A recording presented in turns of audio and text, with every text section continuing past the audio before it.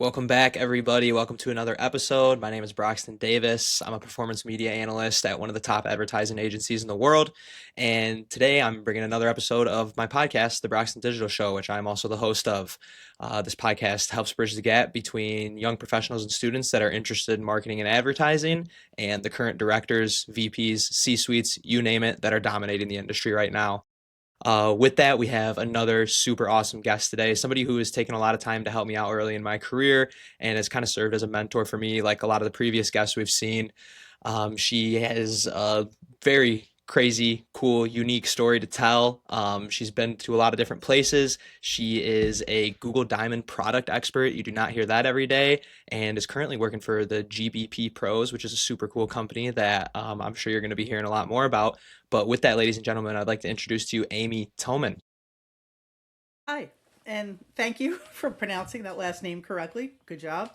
Yeah, I am Amy. I work at the gbpexperts.com, and we specialize in managing and troubleshooting Google listings. Really, really specific. But prior to that, I did legal SEO for 6 years. But even there, I kind of edged into managing Google listings and optimizing them and just doing all the things I do now, except now I concentrate. I do nothing but that. Okay, I do a little SEO, but there we go. We have a small team, but we concentrate specifically on Google listings, and we do have some other services that we can offer. But I just am really happy with it because it all works together with the other things that I've been doing with the Google listings, helping out in the forum, the Google forum and everything. So that's really cool. That's really fun for me. Yeah, that's awesome. And that is such a unique kind of story and situation that you're in right now. I know you mentioned there, like, this is the only thing I do. And that's one of the main reasons I wanted to bring you on the show because you're, one of the few people that I know in marketing and advertising that have really found their niche and are like, this is my one thing where, most people like to dabble in a lot of different things, but you're somebody who's really made a career out of really lasering in on Google business profiles and becoming what you would literally say a product expert on that exact product. And now you're helping business owners handle something that can be very confusing. A lot of revenue can kind of be tied to it and very important. So I definitely want to dive in on that more later. But to get started, would love to just kind of hear about maybe how you kind of got started in the industry and kind of just how things started out for you when you were really breaking into marketing. Um, Without going into detail, I've been online forever, and I watched the industry grow. It just kind of as looking from afar, from a fan, things like that. And when I took a few years off to work to help, not to help, to raise my children, my It's a husband. full-time job.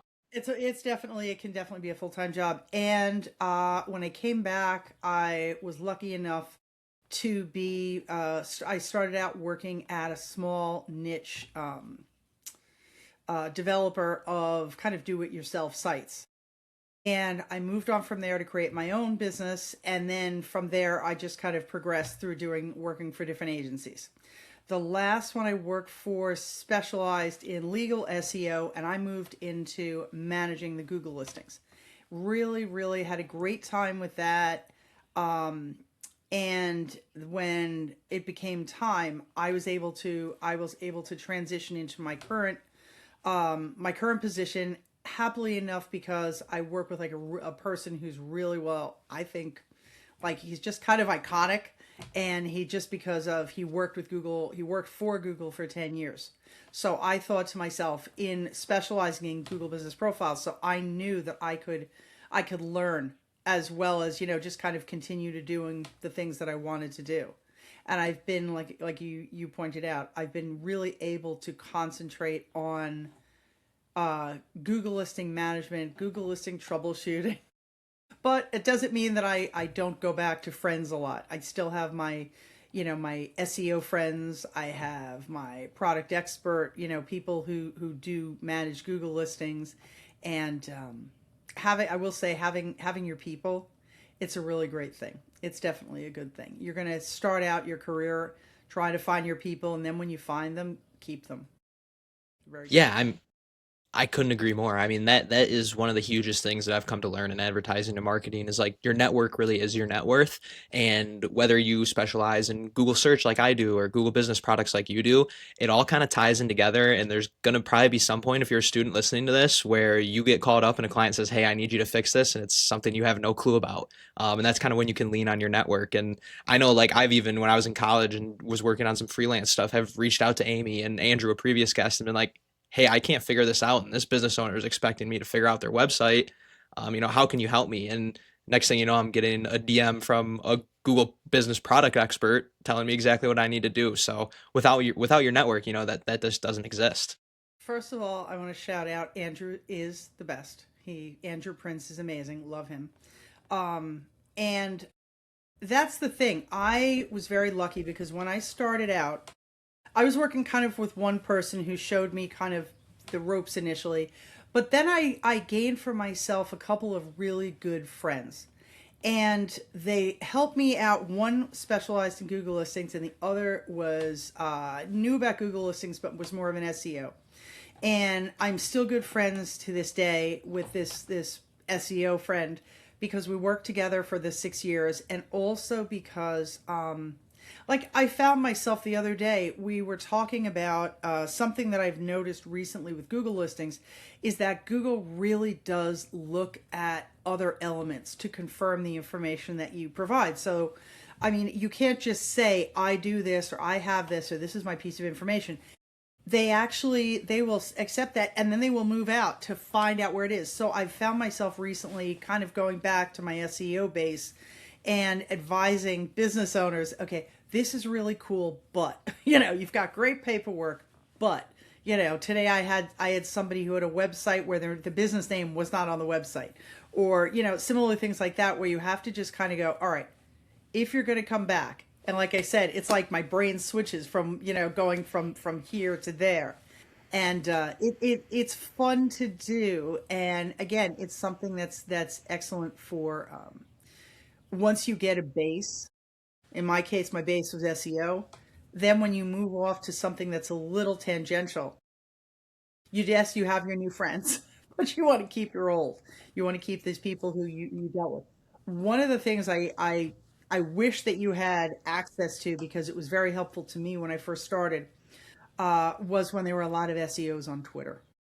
I refuse to I've follow. heard so much about SEO Twitter. Oh, SEO Twitter was the best. There were people on there. I mean, several of whom have now passed away, which tells you how long it's been. But it was just very, very easy to reach out to people, to leave them a DM, to get responses back. I've kind of moved on to LinkedIn at this point. And also, Slack channels. Let's do a shout out to Noah Lerner and to Mike Blumenthal has also gotten one or two really great channels that I've been lucky to be a part of. But it was a really great place to network, because if you commented on something, you got someone's attention, you could slide right in and you could have a conversation. And there were so many people I knew on there. But things change, things move on, and I know most of those people now on LinkedIn, which is a good thing. But again, find your people, stick with them, learn from them, see how you can help them and how they can help you.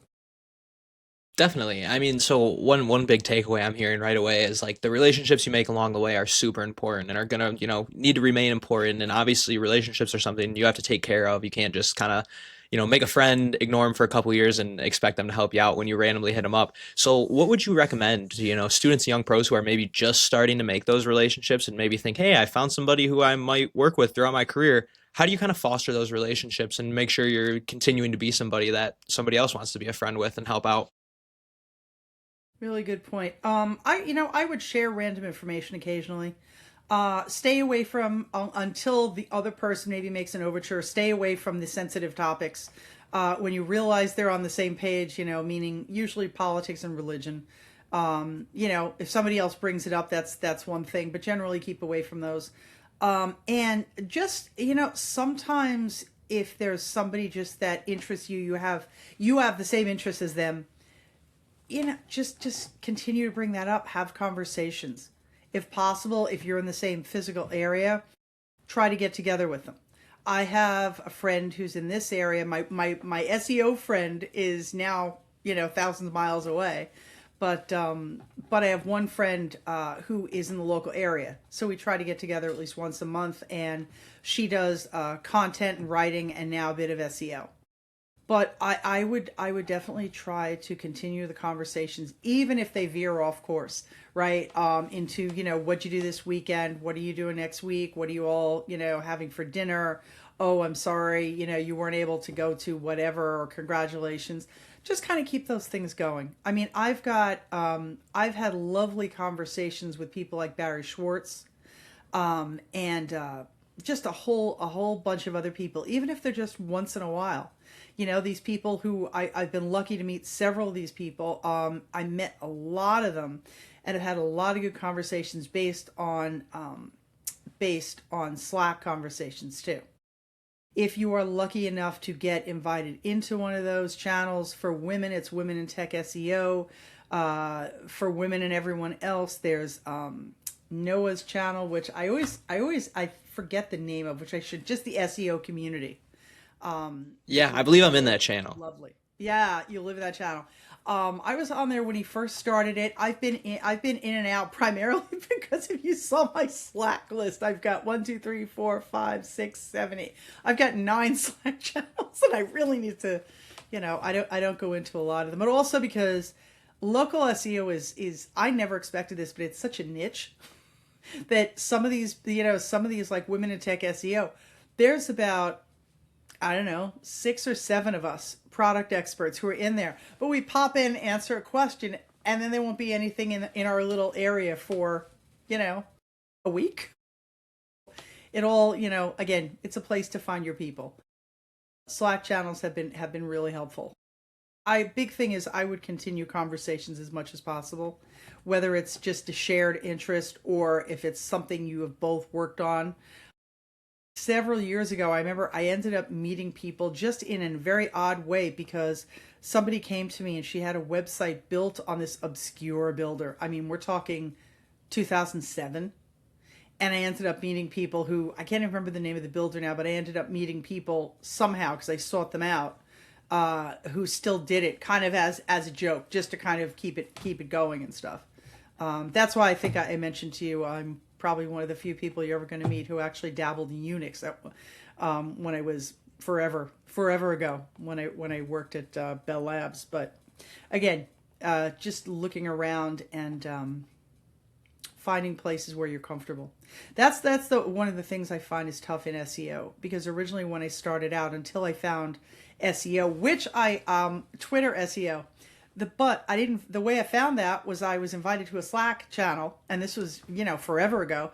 I think this was like I want to say 2017 maybe. I was invited to a Slack channel, and somebody said in there, "Oh, you should ask on Twitter." I went in on Twitter and I started following people, and that was like the beginning of my just figuring out how to do my job, and it was great. No, I love that you brought that up because I kind of have a similar story. When I was in college, a lot of people don't know, I went into college as a pre-nursing major, totally had like a beginning of life crisis and was like, I hate doing this when I was doing the classes. And I really had an interest in just like business, entrepreneurship, but had no clue about it coming from a small town. And neither of my parents were entrepreneurs. My mom's in the medical field, so that's kind of where I had that connection. So totally switched, ended up landing in advertising management, did like a year and a half of classes through that, and really was still just like, I don't really understand how this works. I don't understand these huge agencies. Like, I just don't see where I'm falling in here.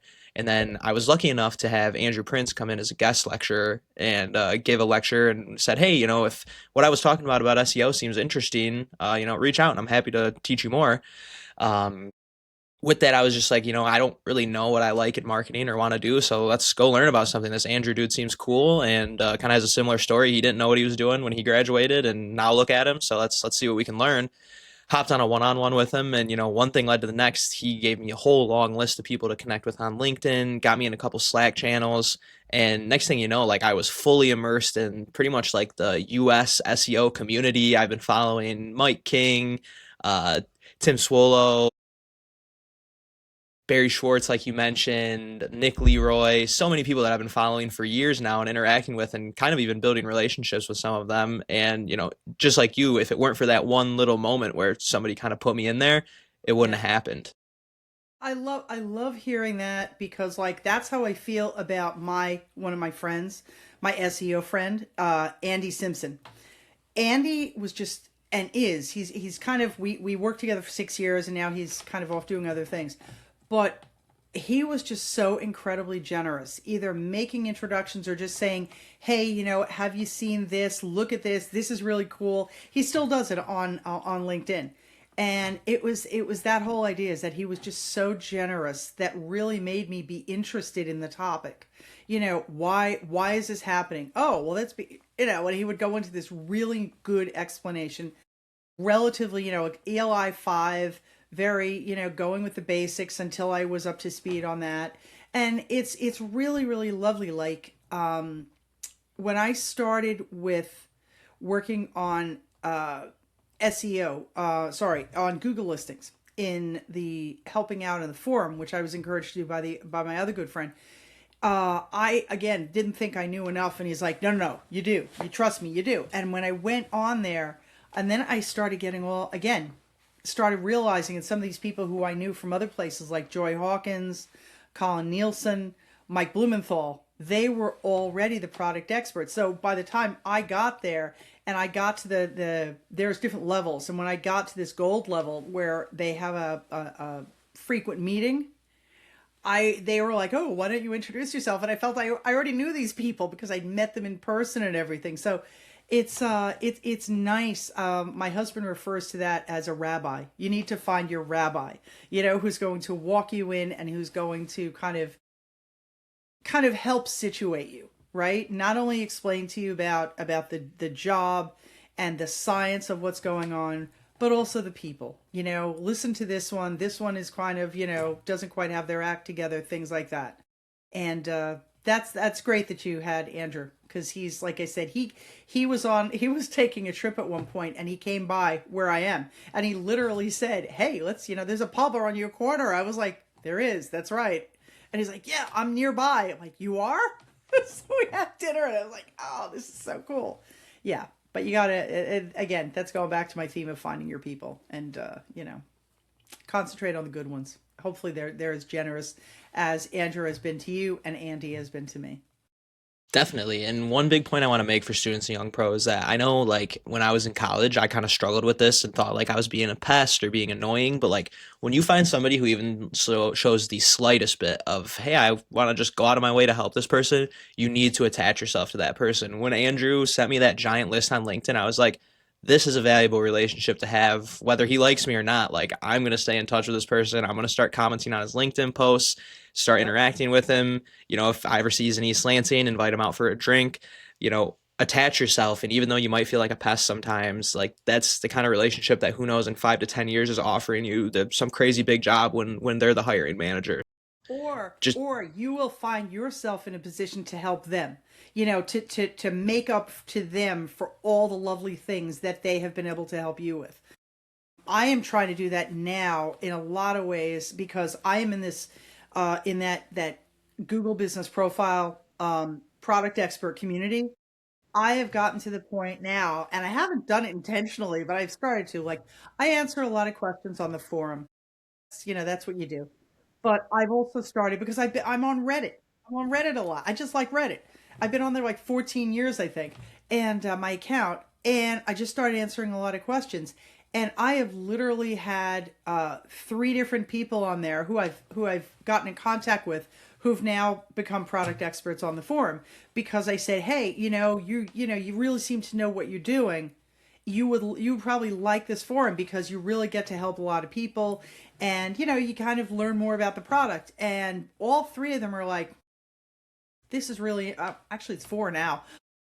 They're all, they've all made it to silver and one of them should be gold soon, which is again different levels when you move up." And it's been so nice because I feel to some degree that I've been able to give back because I'm now at the highest level. So I'm like, I've seen a lot of the questions already, they're not new to me. I feel like I've been able to give back some of the kind of some of the goodwill that was given to me. When I was, I would just walk into things like, oh, I'm clueless, I don't know about this. Except now with Google listings, I'm like, oh, okay.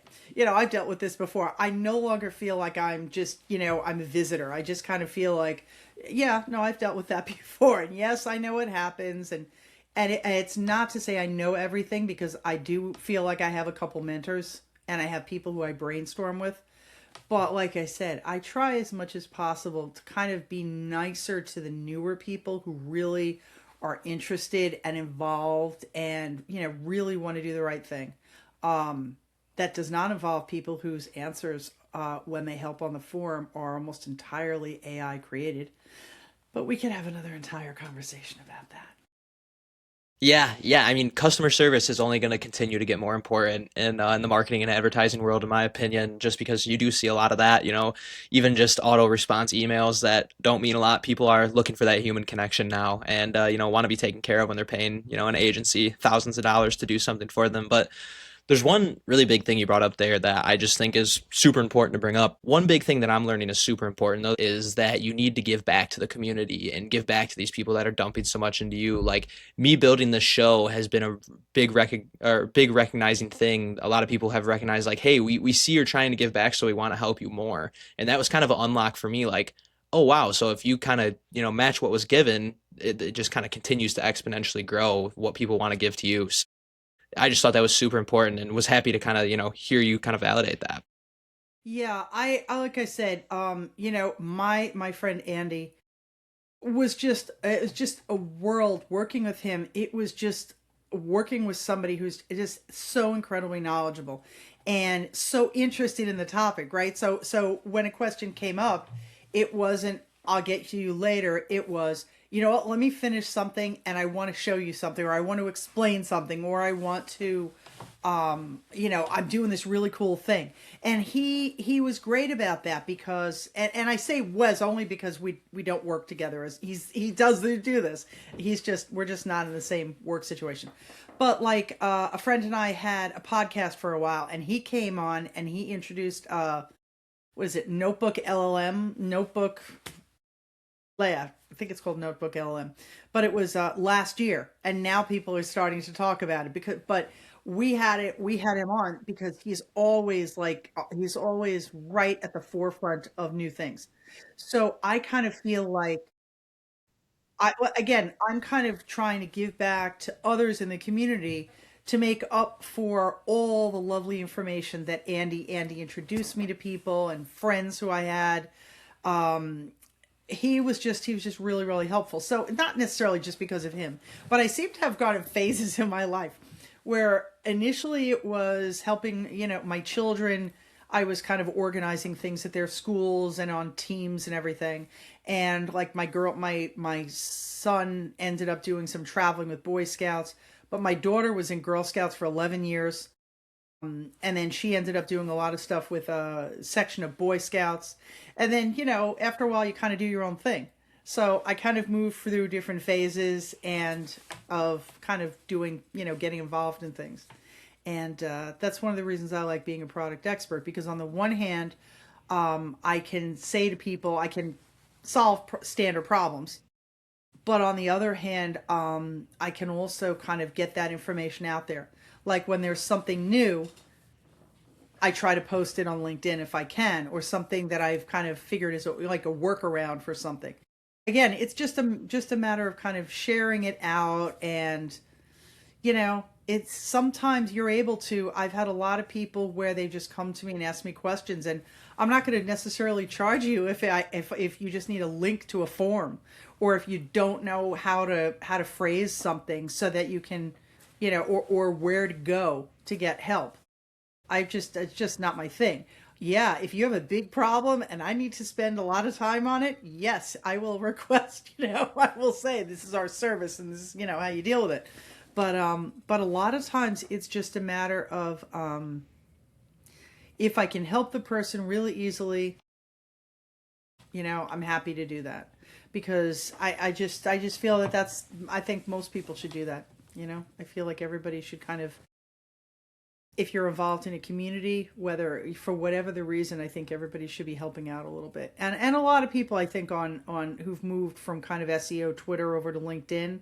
Lily Ray puts out a lot of good information. Again, always Barry Schwartz, but Lily Ray, Glenn Gabe, so many of the others who I followed before. Mike Blumenthal, he does a lot with Near Media. He has one of the coolest things. Also Darren Shaw. But the two things Yes, that have he's a been good one. drawing people to most recently are his citation reports, his citation tool where they will help you establish citations, usually in the course of getting reinstatements for Google listings. Because again, if people don't have an online presence, Google's they need to see that. So that's the one thing. And the other thing, which I had been doing privately, and then all of a sudden Mike Blumenthal decided that he, with his friends at Near Media, was going to publish a page on.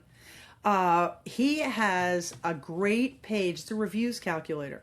How many reviews do I need? And it uses Google's the current, we call it mathematical formula for just figuring out what your rating is. So it'll be like, you fill in, I have two 1-star reviews and 25 5-star reviews. How many reviews do I need to get up to, say, I don't know, 4.9? And it will tell you. And it's a great tool.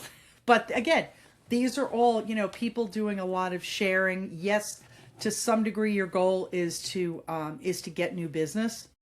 But, Darren, all these people who share a lot, such great folks out there. Yeah, definitely. And I think a really big point for listeners is like, one, if you're listening to this and hearing all these names and tools and all this crazy stuff that Amy's talking about, please like take some notes, Google search the names she's talking about. You will be happy you did and probably learn a lot, especially just connecting with these people on LinkedIn. That's kind of how I got started with things. And, next thing you know, these people are DMing you and you're interviewing them on a podcast possibly. But yeah, I mean, it's crazy how many resources are out there. And then like the other part of that is in every little niche of marketing, whether it be search, paid social, programmatic, there's these people out there that people like myself and other young professionals, you have to go out and find them. They're putting this stuff out there. They want to help you, but if you make no effort to, put yourself out there, get your name out there, throw some LinkedIn posts up, you might never find them. And once you start to get into these communities and also like Amy's saying, start giving back to these communities, all this stuff kind of starts to come forward, and next thing you kind of have your people and you're able to bounce ideas and tools, and you just kind of That's it. build a network that's going to be worth a lot as far as like what it's And able to that's the provide thing. for you. A lot of times it's literally just following people, following people. And after a while, you feel like, well, I've got something interesting that I want to add to the conversation. I'm just shocked because, like, I was interviewed by Barry a few years ago, and I'm just like, and just in a quick thing, John Mueller, and just like all of these people who to me are just total icons. Google once a year sends us to a summit. I have so far met like the most amazing people. Again, Joy Hawkins, Colin Nielsen. There's so many wonderful people. Stefan Sombarok, Ben Fisher. When you realize you're in a room with these people and you are their, I was going to say you are their peers so much as they're your peers on this certain time. It's really interesting. Again, the person I work with, Brad Weatherall. He's kind of new on the scene, but he's in touch with everybody. And I think part of that is because he's so willing to share. It's the same sort of thing. He's been building up his people, and because people want to talk to him to learn about his experience when working with Google. And it's the same thing. If you kind of put yourself out there and you take part in conversations, people want to know you. And that's what you need. That's what you need to keep going. Because I will say this too, relative to women in tech SEO. It's really interesting to have started that group, because that it was started at all. Because it may sound silly, but when it was started, which I think was like 5 years ago, maybe, one of the things about that group was that there were a lot of women who I think wanted to connect but kind of couldn't find their people, because I think inherently at least in my experience, it may not be true, that SEO and digital marketing tends to be a little bit more male oriented. So for women to have started that Slack channel first, I think, and now there's Facebook groups and all this. It's the same thing. It's trying to find your people. And I like being part of different communities, right? I mean, like I said, I've got like 9 Slack groups off to the side there. I pop into some of them, I concentrate on, maybe about 3 of them.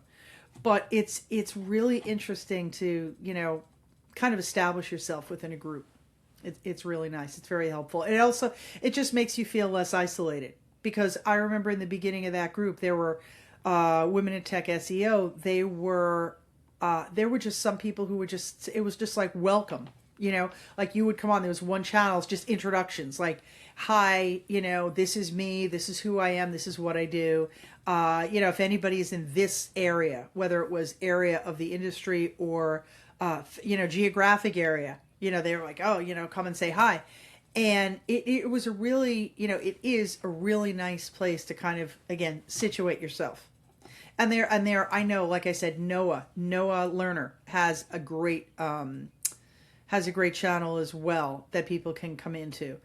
It's nice, because I think I think a lot of these people were on places like, SEO Twitter, and then realized that a lot of people weren't comfortable there anymore, and so created these nice communities where people can go in and share their information, request, what do I do if I'm in this situation, or has anyone had this happen?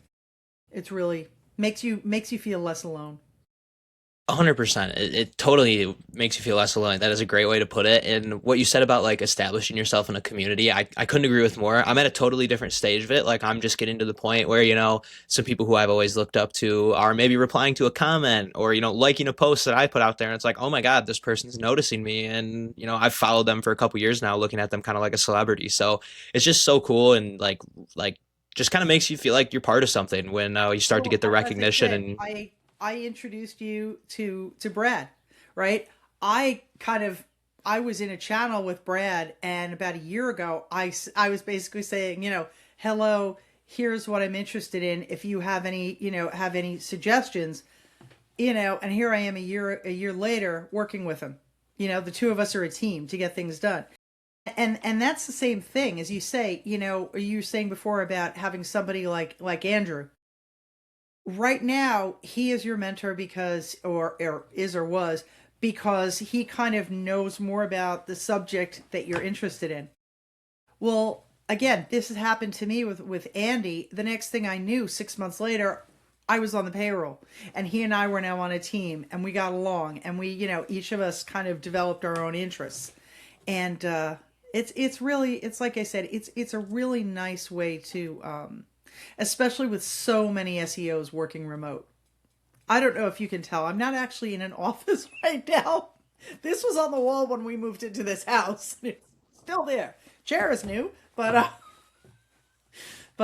yeah, with so many people working remote. I mean, I remember the I'm sure you were probably a freshman when during COVID, or maybe I guess maybe in high school.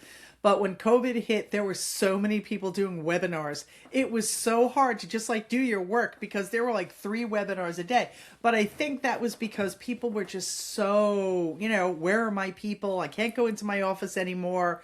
We're all just sitting here at home, and everybody's, there were a lot of people who were not used to working remotely.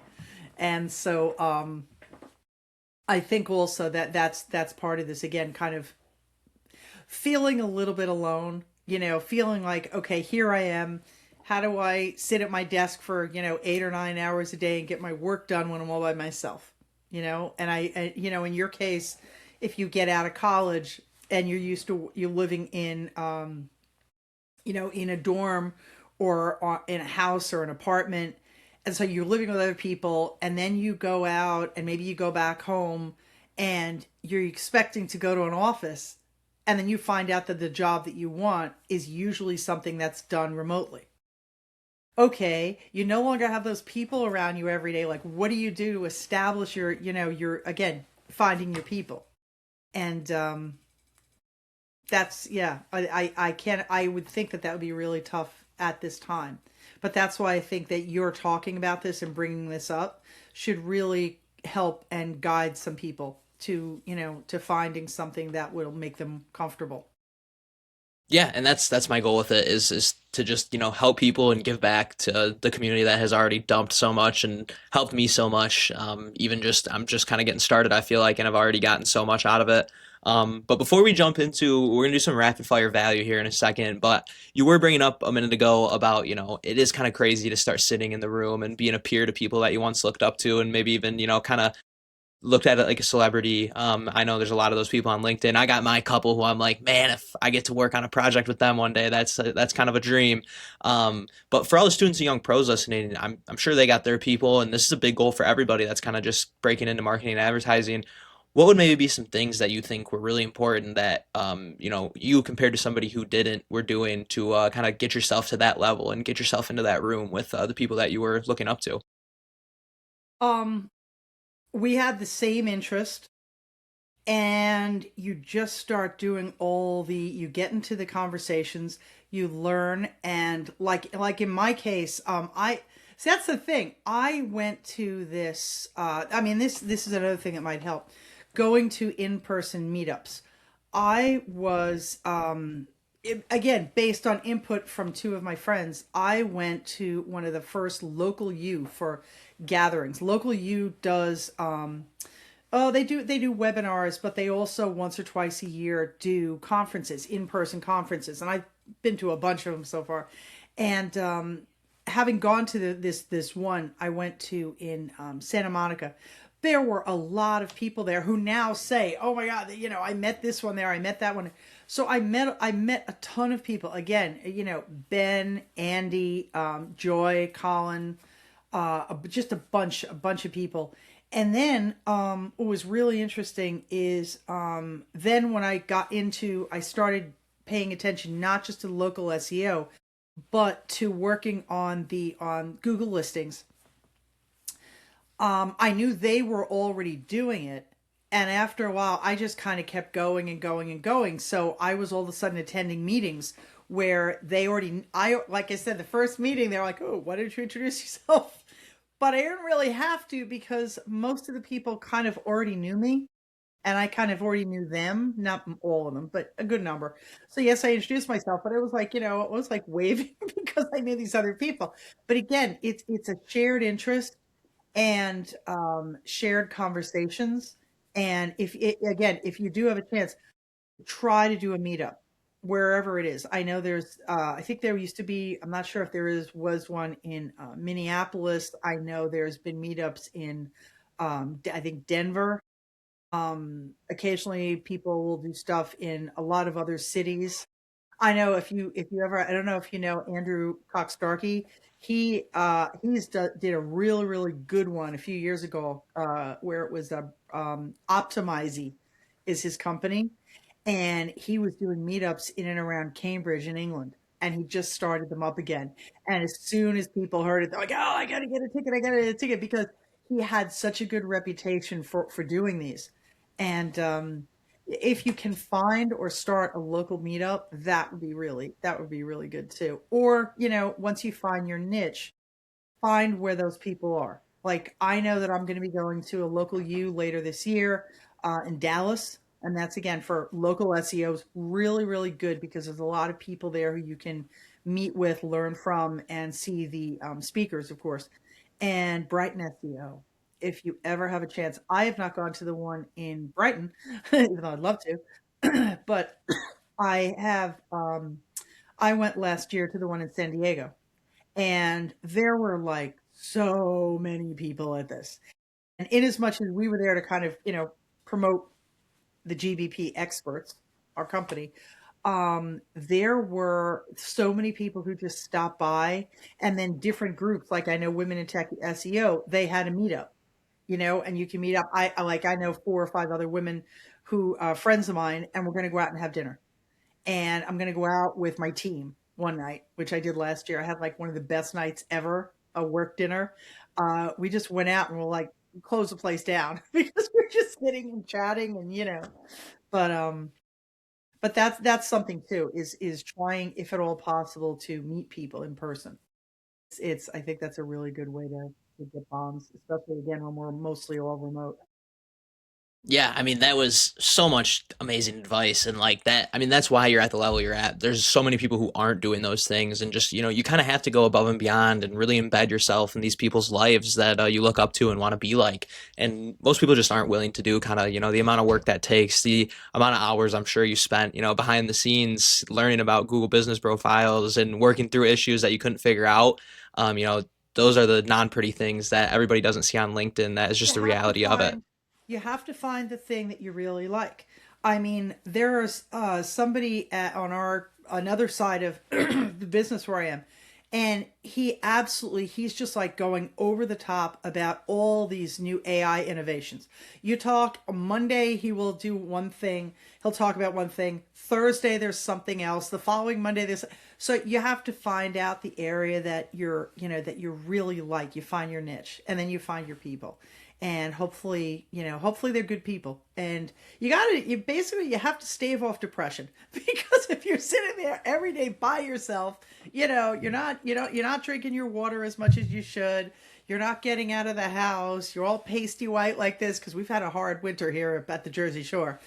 You gotta do what you have to do to kind of keep yourself, in a good mood, dealing with great people, the whole thing. And to me, it's socializing. I love it. I mean, if you walk away with anything from this episode, find your niche, find your people, and try to live a happy life, and stuff seems to kind of work out.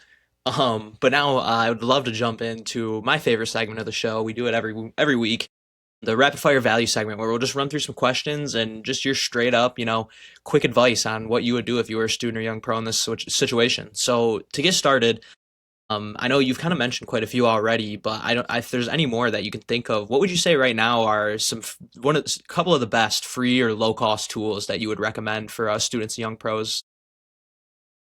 For digital marketing, first one is Screaming Frog. Oh my God, Screaming Frog is like the basis of everything. I don't know. They're hidden, but I have my Screaming Frog glasses that I got at Brighton SEO. But Screaming Frog is an absolute wonderful tool. I know some people like oh, I can't think of the other one. There's one very similar to it, and they present the same amount of information, just different UI. That's the first one. Again, gather up, and I'm going to talk. I think I'm going to talk actually about a few. I'll also talk about a few Chrome extensions, but I Yeah, also heck am a yeah. big fan. If you deal with reviews at all, Outscraper. It's outscraper.com, like OUT scraper. What they do, and it's not only reviews, it's a lot of different things that you can scrape on this tool. And I happen to get it on a deal early, but I use it. I use it at least once a week, and it's just absolutely amazing the information it can pull. Then I was going to say things like Chrome extensions. My favorite Chrome extension is, when it works, because it's been a little funny, is GS Location Changer. You can put yourself anywhere in the world, and then you can kind of run the SERPs and see what's coming up, see what the local results are. GatherUp, because GatherUp's their Chrome extension allows you to get a quick link to any Google listing, and also separately a link to leave a review. So those are great for sending out to clients who then are going to ask their clients for reviews. There's a whole bunch of Chrome extensions that I absolutely love that show the header formatting on the page that you're looking at right now. And in as much as I am not directly doing SEO, I find it really helpful because, again, you have to try to explain to people, if your website does not have your business name on it, Google is not going to believe it's your website. So a lot of basic things like that. You know, uh, what is it? Google Page Speed Insights is really helpful. And just generally, just in terms of places to go, the Google Reddit. I love Google. Was it Google My Business? The subreddit called Google My Business. There's two of them, but this is the one that's it's the older one and it's the better one. Um, Google Diamond PE Jan Gilbert is the mod. Is that there's two mods, but he's the primary one. But it's R Google My Business. Really, really helpful. A lot of people answering questions. I do it. Jan does it. There's another account called CNOMO. He also does it a lot. He's a silver product expert. And if you're going to the forum is great, but sometimes you want to kind of ask more detailed questions. And so I answer questions on Reddit as well. Reddit, LinkedIn, and the forum. But the forum That's awesome. we can't ask as much detail like tell me the name of your business or can you post a link. We can't do that in the forum, but I can do it on Reddit. So that's why I try to help there. That's awesome. I mean, just kind of gave people the playbook on what to do. So it's only right that I asked this question next. Since, now everybody listening has the playbook to do so, what would you recommend to those students or young pros who don't have much going on or maybe are a little short on experience and are thinking, hey, maybe I should go out there and get a freelance client? What would your one piece of advice be? Don't get a freelance client until you know what you're doing. The first thing I would say, I mean, the biggest thing, the broad thing is don't get clients until you've worked for somebody else and that person can guide you. I've seen a lot of questions from people who just took on a client and just totally trashed it. They didn't know what they were doing, and you feel bad for both them and because they were trying to help the person, and they didn't know that they did something that they shouldn't have. So I like having, working with somebody or getting, I forgot another good place, learning SEO.io. That is Lot a of good free one. information about how to learn SEO. Really, really great resource. But I would say that if you're just starting out and this intrigues you, learn how to build a website. Learn how to build a website that will get you traffic, that is optimized. In my case, optimized for local, for the location that it's in. Learn what local optimization is. Like, what does that even mean? And how do you apply it? Do that. Even if it's a small website for something, just in your neighborhood, do that. Even do it for free, just get in there and start working on it. Same thing with Google listings. Start reading up, pay attention, see what you're allowed to do. Look at Google's resource pages. Google occasionally puts out things called playbooks. They put out videos occasionally to teach you about these. Kind of get engrossed, figure out what is this thing that I really, really want to do and, make it your be all and end all. Just learn about the heck out of it and then go practice it. Don't ask anyone to pay you until you know what you're doing. And also know where to go if you screw up. Make sure you have a friend or somebody, like I said, like Women in Tech SEO or the SEO community where you can go to somebody and say, save me. I need I crashed this site. What do I do? These are all things that I would do if I was starting now. I was very lucky to have this. I was lucky to have the most wonderful mentors, but these are things I would consider. 100%. I mean, I won't get into any personal stories here, but I would say everything Amy is saying is very true and definitely have that backup, have that knowledge. But doing some freelance work in college or even, if you can't find a job right after college is a great way to get some experience.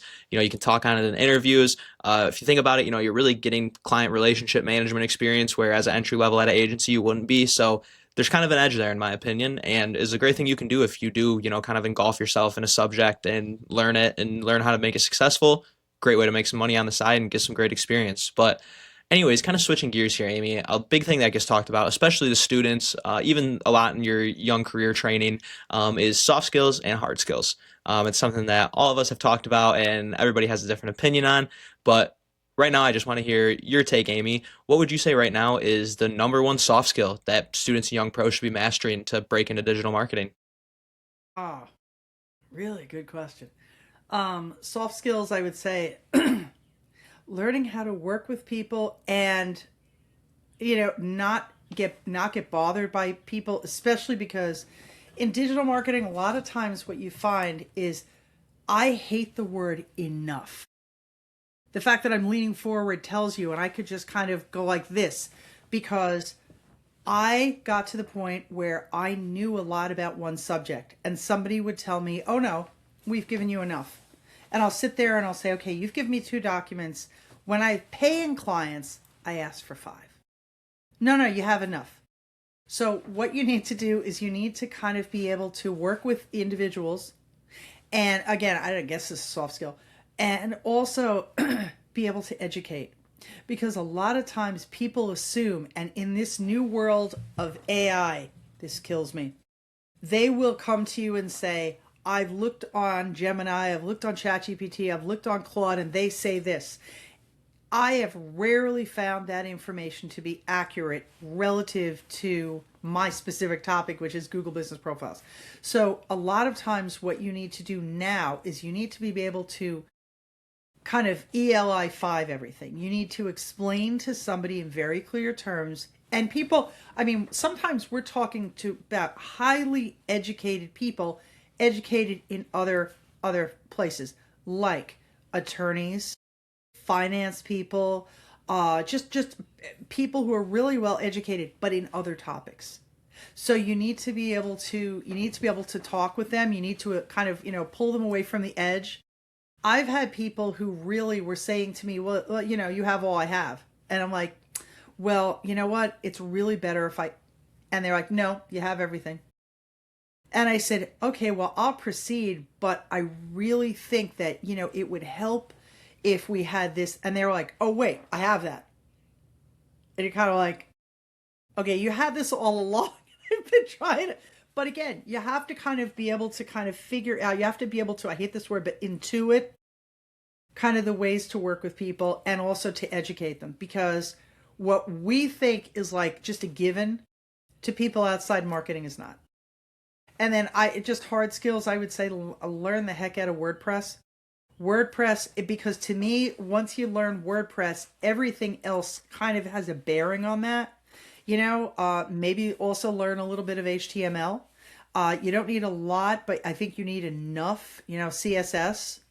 And then maybe just, go in and play around with, if you can, with Wix and Squarespace. Because I think if you start with kind of that basis, you have enough knowledge to go in and to start on another platform, and you also know the limitations. And granted, every platform is different, but you get my point. You get to know what the general structures are and how to work within them. Yeah, definitely. And it's funny, I'm just kind of having a memory pop up. This is the same advice Amy gave me in college, and I acted on it, and it made the world of difference. So Well, good. please listen to what she's saying. I remember, like you saying the WordPress thing. I remember after I hopped off our call, I watched like 50 WordPress videos and I watched a bunch more HTML videos, and I had no clue what they were, but after a couple weeks, I was building a website and I was like, oh my God, some of this stuff's starting to make sense. Like I was reading the SEO, learning SEO.io that you mentioned too. Andrew put me onto that, and I was kind of reading that and building this website and starting to get some traffic, and it's like, wow, this stuff does work in practice. So it's You just so know, cool that you bring that up. when I first started, or I don't know if it was when I first started so much as, I saw people asking that question around. All of them said, and at first I was like, they all said, build your own website first. And I was kind of like, okay, this is interesting. I did. But it's still around too, and it still gets traffic, which I know a lot of people say the same thing. Oh my God, 9 years later. But it really does make a lot of difference because you're going in there and you're getting frustrated, and you're getting annoyed, but you're learning. And then it also, I mean, if you're dealing with people who've created their own websites via Squarespace, those are the ones they see most prominently, and you understand why they look the way they look because these people couldn't figure something out, and you have the knowledge to be able to say, okay, it has to look like this. Here's a resource page, or I've worked with customer service, and this is what you would say to them, and this is how to reach them. But it's just funny because it's old advice, but it's really, really important. You want to build something yourself first before you put yourself out to somebody else. You really do. I couldn't agree more. To kind of move on though, I know we kind of touched on quite a few of these throughout the episode, but would you say you got right now number one free learning resource that students and young professionals are sleeping on? Learning SEO.io is a big one. And honestly, Reddit. There's several Reddit SEO pages, both local SEO, SEO. I think there's even big SEO. And then if you're interested in the Googles, like I said, the Google listings, Google My Business is very good. I am into the free stuff, at least to start out with the free stuff. If you then learn of somebody who is doing, and I know there are several who are absolutely amazing. Di Tommaso is wonderful. There is quite a few people out there who then will have classes. But I think a lot of times you need to, for me to actually invest in something like that, I really want to know who that person is, and I want to know what they've done previously, to establish themselves, to be able to teach me, to be ready to teach me. And that's where, again, LinkedIn, SEO, LinkedIn, start following some of the big people who see who comments on them. Barry Schwartz, start with Barry Schwartz, Lily Ray, Mike Blumenthal, Ben doesn't post as much, Joy Hawkins, Darren Shaw. Darren, Joy, Mike, Barry, Glenn Gabe. He's into analytics. There's quite a few people coming out now. Lily Ray about AI. Start following those people on free platforms. Maybe I don't know if you're into Twitter, that's fine, but I do mostly LinkedIn. Just look at the free stuff to get an idea of what's out there, and then try to find your niches, that places that you find helpful. Yeah, I mean, you just gave more resources there than most people will pay for, and that's all free stuff that's just available out there. You can hop on Reddit any time of the day, and even, you might even get a personalized answer from Amy herself if you're throwing questions in the right forums. But I that's will that's say, if you're on Reddit, I am not under my own name. So on the one hand, I like to just say, find me, see if you can find me. I do have a website somewhere that tells you what my Reddit name is, but if anybody's interested, it's Bubbles Up. there you go. No, it is not in any relation to the Jimmy Buffett song, because I've had that for 14 years, and I think that song only came out last year. But I finally had somebody ask me if it was any relation. I said, no, it's I've had it for a long time. So Bubbles Up. It's hilarious. You should have trademarked it. I'm telling you, I didn't never expected somebody would write a song about it. And I mean, the song makes sense, but I was like, oh, that's it. I'm never gonna have it. Peace. That's funny.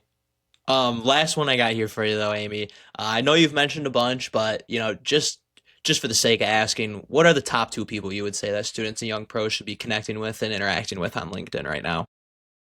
Number one, no doubt in my mind, Barry Schwartz. Not to connect with him per se, but because he's an SEO journalist. He will tell you every change that has come up, every new nuance that somebody's reporting. I've been published by him several times when I found something new, or I found a variation, or something odd is going on, and I'll occasionally check in with him and say, hey, I saw this, it's not true, and here's my proof. So I would start with Barry Schwartz, and then I would really go with Darren Shaw. Darren does a ton of marketing for himself and his business. But I will tell you that his tools are excellent. He has a local platform and the citation finder, and I believe he now has one that does the I can't think of the word, but it's the scrapes, where it shows you where you rank, a ranking tool. But also, just a lot of his videos are, hey, we saw this and we tried it. Or did you see that this is now a thing? Or had this, he's very lively. And I will say a third one, Joy Hawkins. Joy is the same thing. She's not as bouncy and out there. She's got a team of like 35 people doing SEO in the US and Canada.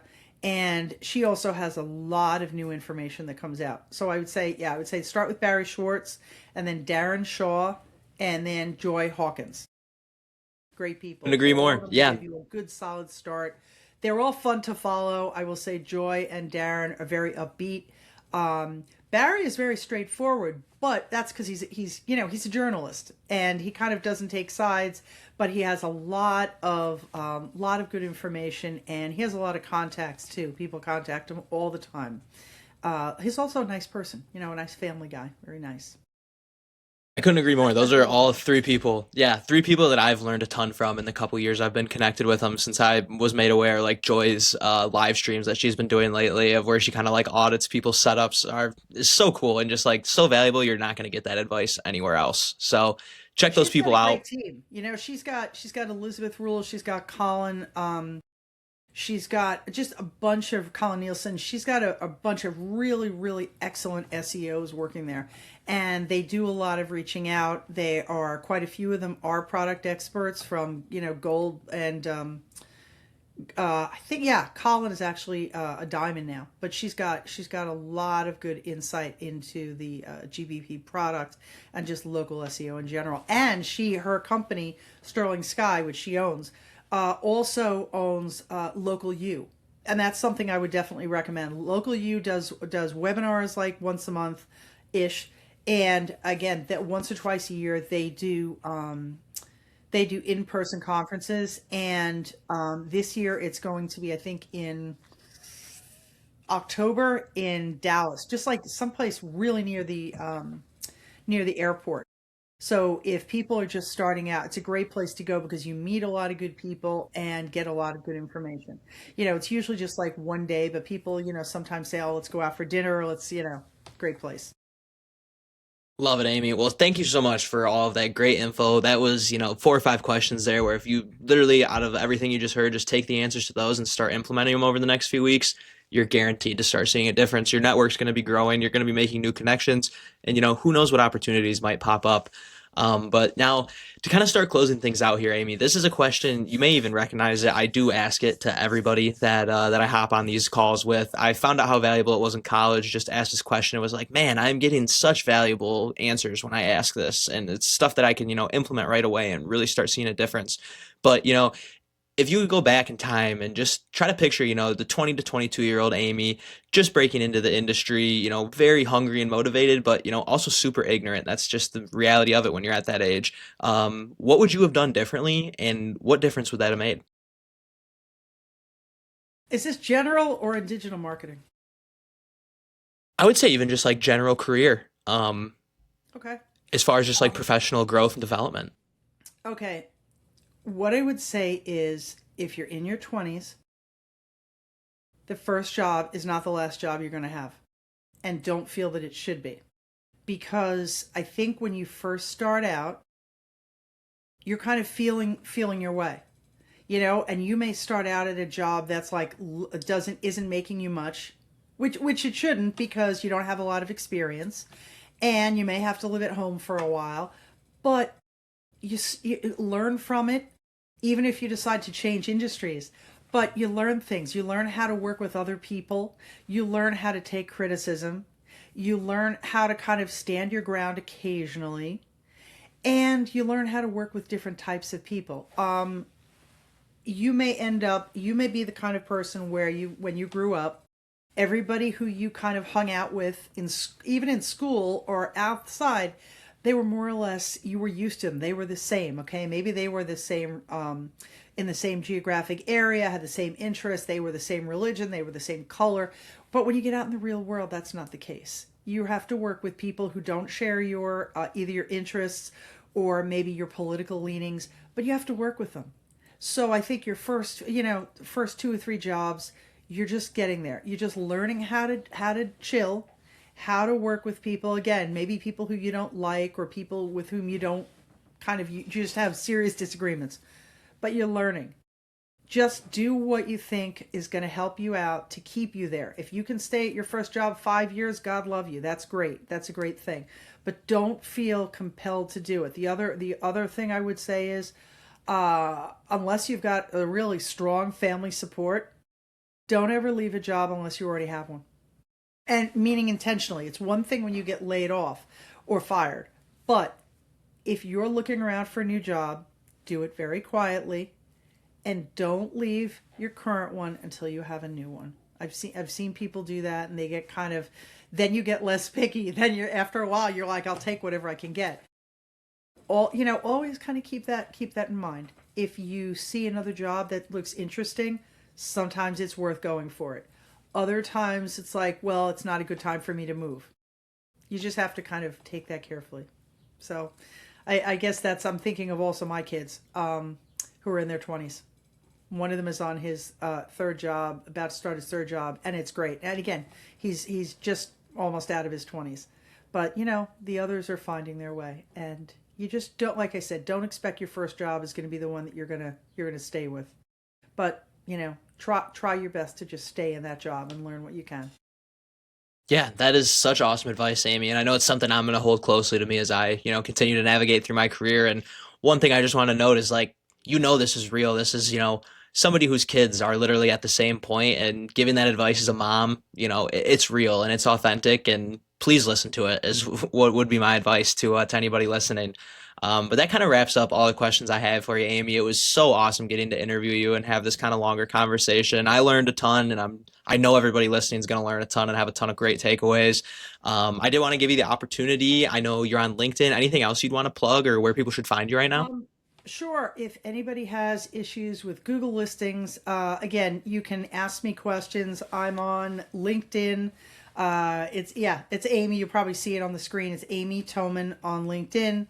And I don't mind questions. I'm totally cool. I'm not the kind of person who says, contact me, my business, if you want to, that's great. But I'm also on Reddit as on Google My Business. It's R Google My Business, and you can either I just look for my username, which is Bubbles Up, and or you can contact me directly at the GBP Experts. It's Amy at the GBPexperts.com. And again, I'm really cool with just answering questions. I'm not, I like chatting, but sometimes, like I said, a lot of times people just ask me a question and it's like, where do I go for this one link? Okay, there you go. Copy and paste. I have 100 things saved. I'm not the kind of person who I try not to be intimidating, because I don't like when other people have been like that to me. So I just try to be open and friendly and generous and all that. I don't know if it always works, but I try. So LinkedIn, Reddit, Bubbles Up, and Amy at thegbpexperts.com. Heck yeah. Well, that is everything you need to reach Amy right there. I mean, if I were a student or young pro listening right now and I was thinking, hey, maybe SEO or GBP is kind of cool to learn about, Amy just kind of gave you the direct invite to hit her LinkedIn DMs. So I would definitely, take advantage of that. There are a lot of pros out there, like she mentioned, who won't answer your questions and will direct you to a link where you need to book a sales call. So take that advice and take that opportunity, with everything you have. But that kind of rounds out the episode, everybody. I'm so thankful for everybody who was able to watch today. I hope everybody learned a ton. Don't forget to subscribe, like, comment on the YouTube. But with that, guys, thank you for another great week. Super excited. We have some awesome guests lined up, and we're going to just continue to keep bringing these week on week and bringing the value forward. Take care, everybody, and I will tell you, you did a great job. Thank you.